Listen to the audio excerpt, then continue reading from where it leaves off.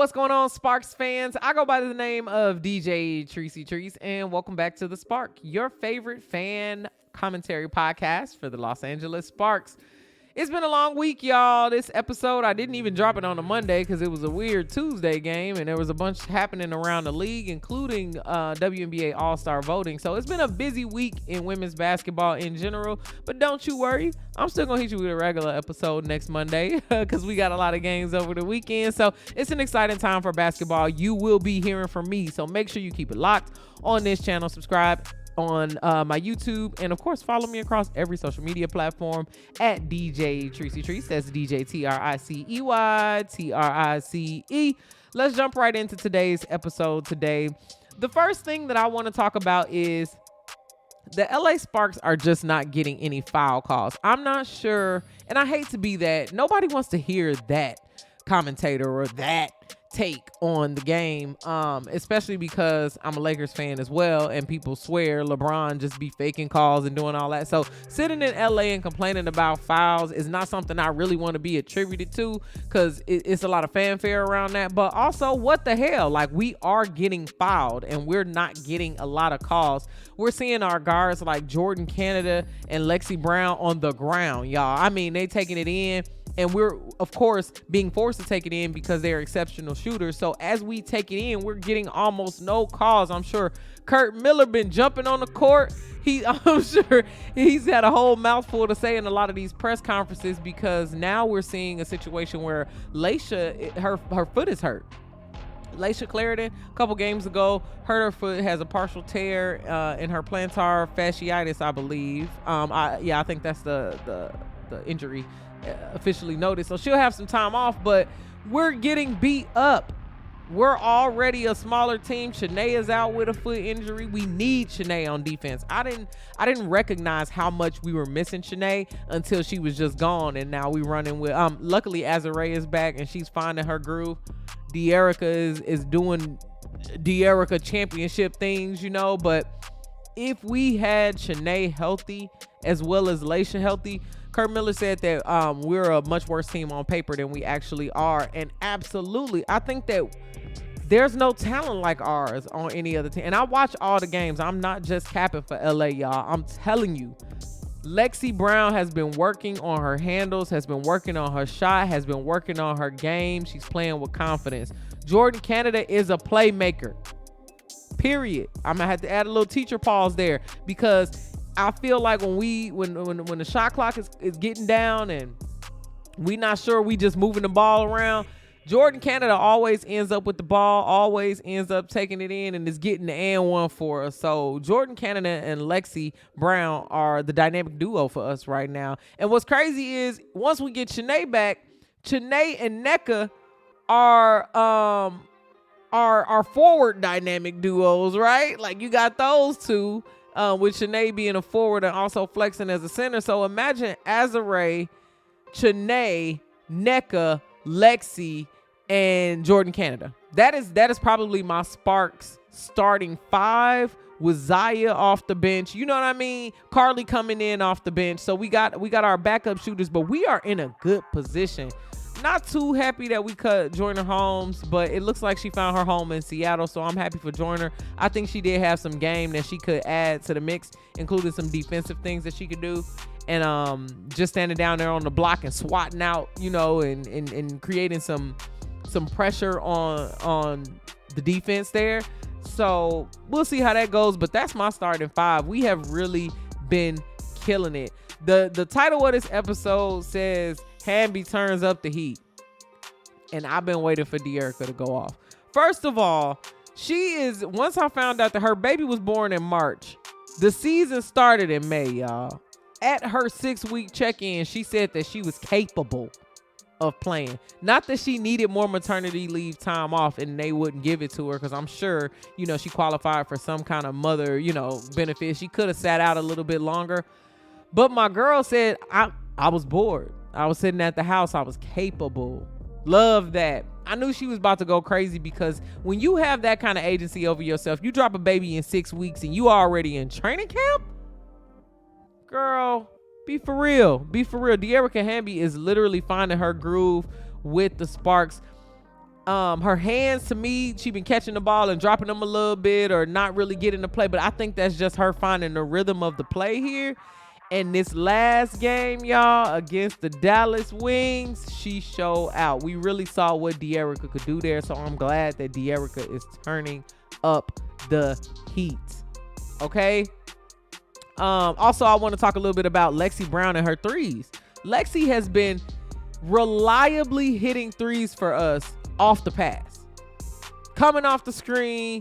If she finds 1 second to open, she is going to shoot. And even if it's contested, she has really found the confidence to play her game. And she said that is due to Kurt Miller believing in her game. And I think Kurt Miller is a great coach so far. It looks like we've been having, admittedly, we've been having some problems closing out the games. I think he knows that, though. We do an exceptional job with the offense up until the third quarter. The fourth quarter just seemed like, okay, what the hell are we doing here? Why are we not beating them, putting the clamps down on them? But it looks like Kurt is instructing them to get more defensive stops so that we're not just in transition constantly off steals and throwing the ball away and doing all those kind of things. So I think if we add that extra defense, we get those steals, we get those easy lay-ins on the other side, we get those in transition points. Nneka plays that very well. De'Erica plays that very well.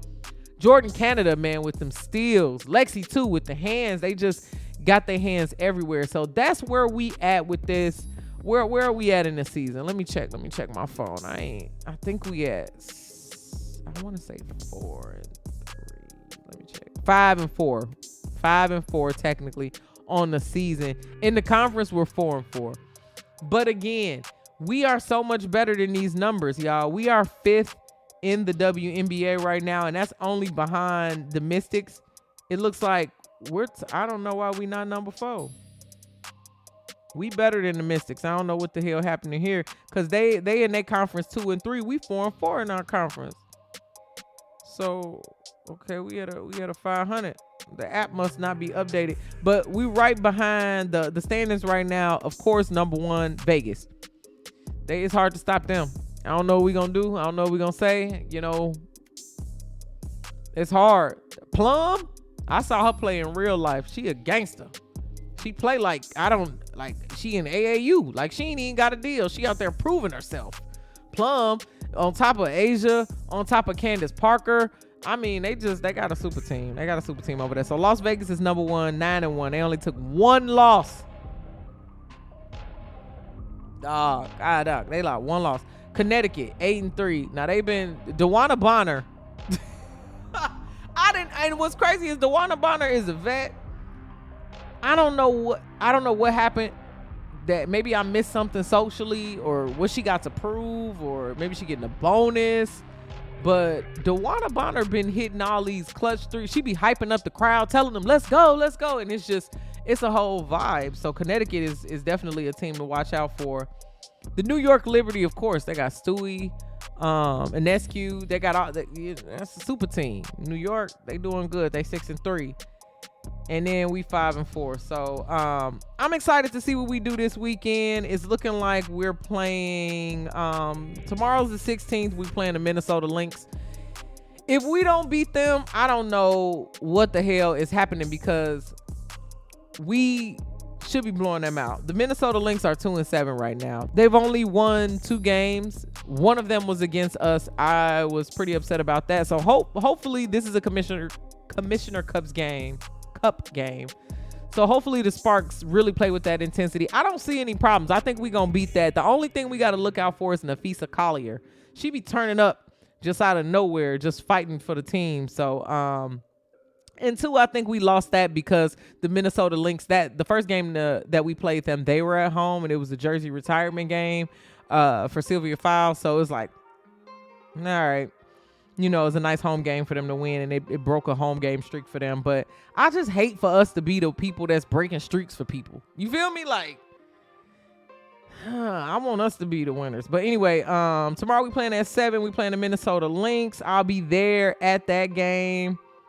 And then we are playing another regular season game on Sunday against the Connecticut Sun. I'm excited to be in the building for that game, just so I can see how Connecticut plays. Again, I mentioned everything that we needed to mention on that one. And then we got another Tuesday game, but this one ain't in the middle of the day like that weird Tuesday game with all them kids screaming in Dallas. But I do think it's cool that they having WNBA games just in the middle of the day. If you got a bunch of kids that need the Boys and Girls Club, you know what I mean? Sell them tickets and fill up the place. Them kids was screaming like hell. I don't know how they was playing basketball in there. It would be so annoying to me, but I'm sure they appreciated the love there. But we play the Lynx again. So we got the Lynx, Connecticut, and then the Lynx one more time, playing them 2 times at home. So we got a 3-game home game stretch. So I'm excited to see what the Sparks got going on here. Again, I be at all the games sitting in my section. I'm a season ticket holder. I implore you to do the same things and enjoy these WNBA games. And, of course, get that WNBA app. That's how I know all of this stuff. That and the ESPN Fantasy app. I'm in a couple leagues. I started a league myself. So let me know how y'all are enjoying the WNBA season so far, and what do you think the Sparks needs to do? Let me know. I want to hear all of your comments. If you comment something, I will mention you on the show. DM me, tweet me, do whatever you want to do. You see me at the game, say something to me. I'll put you on the show. We can get a little clip, do a little flick. But again, I'm excited about this week in WNBA. Thank y'all again for tuning in to The Spark. I go by the name of DJ Treacy Trees. This is your weekly podcast, your fan favorite for the LA Sparks. Again, I'm not a statistician. I'm not a sports commentator. I'm literally on the internet talking shit about basketball, y'all. So thank you for tuning in to my show. I really appreciate it, and I will see y'all on the next episode.